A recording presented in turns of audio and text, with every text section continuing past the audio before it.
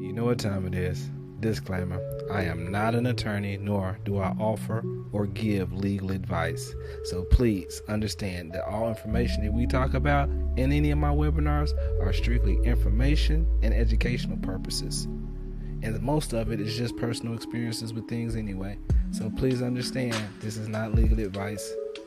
And may you be blessed on your journey to find your power within these laws. Peace and prosperity. Yes, we are back for another video. Thank you for joining me. Today we're going to be talking about another option we have with the administrative process at dealing with these fictitious entities who are practicing unfair, deceptive, and fraudulent practices against us. All right, so right here I have pulled up on my calendar the Notary Presentment or modified administrative process, also known as a protest. And we're going to go to the UCC as we normally do, because why?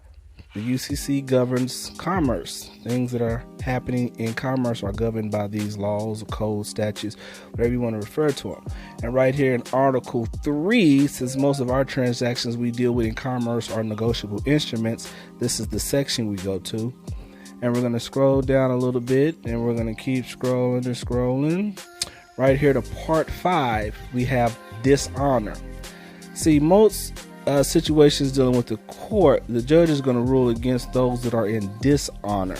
So we want to always remain in honor when dealing with these fictitious entities. We want to default them, placing them in dishonor before we even get to court. Why? Because court starts in the mail.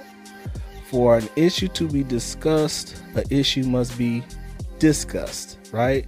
For an issue to be resolved, it must be discussed. So we are going to discuss it in the private with these people by sending them the correct documents. And action first is always the presentment. Okay, we always want to present to them, or the notice, right? Put them on notice with a presentment. And that presentment is where you make or ask of them to perform specific tasks to prove to you that you have a relationship or a contract with these people. Okay, and then when they ignore us, that is a form of dishonor. Why? Because for an issue to be resolved, it must be discussed. So they are refusing to discuss an issue. So we give them a second notice after that. Now, typically, this is where we would like to bring in a third party as a witness, okay? And before we get into that, let me go right here to 3-505. Right here, evidence of dishonor. It's not about what you know, it's always about what we can prove, right? So we have to have the evidence to prove their dishonor. And right here, we can go right down here to B. It says a protest is a certificate of dishonor made by a United States consul or vice consul, or a notary public, or other person authorized to administer oaths by the law of the place where dishonor occurs. It may be made up on information satisfactory to that person. The protest must identify the instrument and certify either that presentment has been made, or if not made, the reason why it was not made, and that the instrument has been dishonored by non-acceptance or non-payment. The protest may also certify that notice of dishonor has been given to some or all parties. Okay? So that's why it's important that we start with a presentment. Now, you know me, we go over what the law says, and then I like to always then show you what it looks like in action using my own personal experiences. So let's take a look at something, shall we?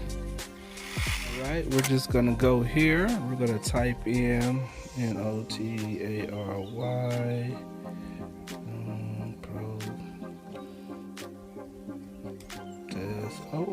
manual PDF. Right here under Notarial Protest Manual PDF, United States Postal Service. Okay, this is coming from what website is that? Oh, Scribed. Okay, let's click on that. Boom. See what comes up. All right. Whoa, this is a whole manual. Awesome. Okay. Save 98%. You go over here, Notary Protest. So here we go. These are examples to see this stuff in live time, full effect. Right here is a whole manual that if you subscribe with these people, read for free 90 days. You can go download this stuff and then cancel, right? But I'm sure you wouldn't want to cancel because it's a lot of good information on Scribe. You didn't know, now you know. All right, here we go. Table of contents. Forward, do it right. Background overview, definitions. All right, analyze the offer. Avoid pitfalls. The CA construct the bill of exchange. Affidavit. Preparation. Writing the documents. Affidavit to notary. Notary notes. Process detail. The notary. Prepare notary docs. Notary protest file. Recap. Letters during the process. Credit reporting agencies. Ooh.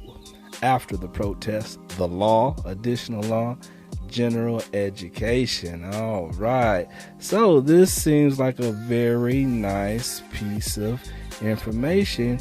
Oh, it's blocked out until we continue. Well, that's good for now. I just wanted to show you just a valuable resource on how easy sometimes we can just Google and find out information, right? Now, let's look at something else. All right. We're going to go. Boom. All right. So the first thing we must do, if we have an issue, after we've made our formal presentment to them and they ignore us, we go ahead and reach out to a notary and see if we can get her to do notary presentment, right? Now, most notaries probably don't even know about this, don't even know their power, but this is when you take this opportunity to maybe educate them as well as educate yourself, because this is public information. You see where I just pulled this information up. It's just something that a lot of us don't know. Now, this process is what these corporations use against us to default us in contracts, okay? So that's why it's so common, because they use it against us, but we don't know that we can use it against them as well. Any party to a contract can enforce or renegotiate. All contracts are negotiable, okay? So you always have a voice, okay? Anytime that you don't have a voice, that's a problem. You might want to check that out. But all right, here we go right here. Let's get to it in the red, okay? The notary's name, address, and all that good stuff. Here's request for notarial presentment. All right, this is dated June 8th. Greetings, okay? This is a request for you to enter a notarial presentment as a modified administrative process. Oh, did we spell it right? Okay, administrative process. The CFO name and name of the financial institution goes there. Whose primary business address is here. As you can see, primary have provided a copy of whatever documents that you have already sent. So if you've already made that one presentment to them and they didn't respond, all right, you're going to give that presentment to the notary. All right, you're going to ask her to send it to them on your behalf because you've already sent it to them and they're not just responding, okay? And then you have the information there. You're going to give it very specific detail when you send these certified registered mail documents. This is why it's important to keep those receipts. So all that serves as of service. Okay, I also understand that the postmaster is also a witness to this because you provided them the documents for them to serve upon these people. All right, would you please follow up on this private negotiation under your notary seal and send it to, in this point, this person's name was Eric. He was the president and CEO of Credit Union Texas, whose primary business address is da-da-da-da-da. All right, then boom, you sign.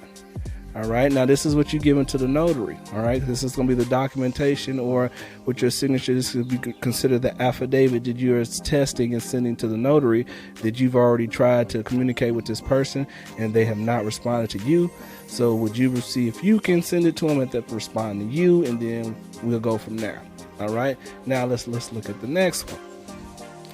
The next one is going to be, boom.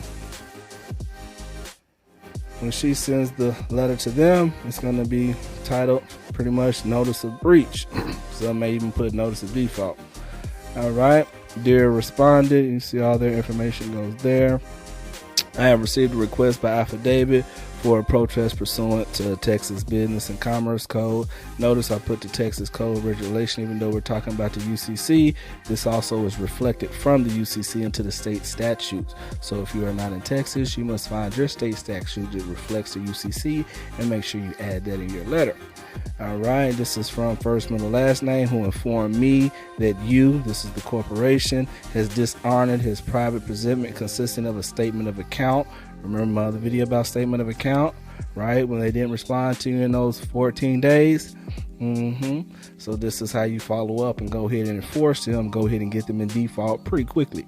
All right, pursuant to Texas Business and Commerce Code and the UCC 9-2101, dated here and sent and delivered to you at this address, blah, blah, blah, blah, as evidenced by certified mail receipts. Okay, in the event your dishonor through non-acceptance or non-performance was unintentional or due to reasonable neglect or impossibility, I am attaching a copy of the same presentment. I said a copy, I'm touching, a copy or copies, we'll get that later, to this notice. You may respond to me and I will forward your response to whoever.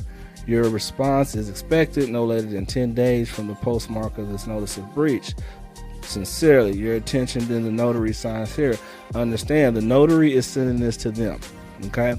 So she's expecting a response from them, okay? And they must be responding to the presentment that you had made that they didn't respond to, all right? So after 10 days, then we need to move on to the next one. All right, boom. So let's say they still don't respond, right? Now, this is the notice of protest and opportunity to cure. They responded on whatever date it was. I sent you a notice of breach regarding affidavit for a protest pursuant to Texas Business and Commerce Code 3.505 from whoever it was that, asked the notary to do this, who informed me, you, Eric Pointer, this is the fictitious entity, dishonored his private presentment and you failed to accept or perform after receiving the same presentment from me. You are now in default and have stipulated to the terms of whoever that person that sent you that document on this date, dated presentment through your dishonor. You have the right to cure this default and perform according to the said terms within 10 days from the postmark of this notice. Should you fail to cure your default, I will issue a certificate of dishonor. Remember that? Pursuant to Texas Business Commerce Code 3.305. Sincerely. So they get that. Boom. She give them their 10 more days. Then you will see, you may give a little more grace period after that. Give them 5 more days.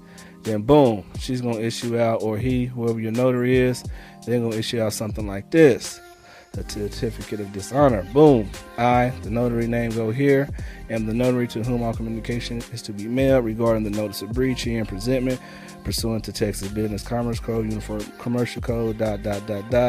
Notice presentment is hereby given a certificate of dishonor regarding the following.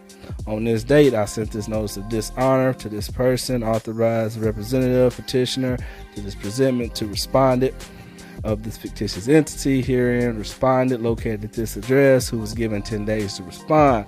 On July 5th, boom, boom, boom, a notice of protest and opportunity to cure was mailed to the respondent, who was given additional 10 days to respond. As of today, no response has been delivered to me and designated receiver. I have interviewed petitioner whose affidavit is attached to this notarial protest. Remember, this is the first letter you issued out to the notary seeking her help. Boom, she's making mention of that and she's attaching it to this document. All right, petitioner has stated to me by affidavit that petitioner has received no response to said contract offer at any other mailing location. Based on the foregoing information, respondent has dishonored petitioner's presentment by non-acceptance and or non-performance and have therefore assented to the terms and conditions of said contract. Boom, the notary's name goes right here as your third-party witness. Then there's an acknowledgement. Now, this has to get notarized by a different notary who's verifying that she presented this document to them and they see her ID to identify her, and now they notarize the document. So that's 2 notaries. Wow. All right, then you put your information and, blase, blase there. Now, once you get this document, like you said, you're going to add that other affidavit to it. Now you have something that's enforceable. Let's continue for more.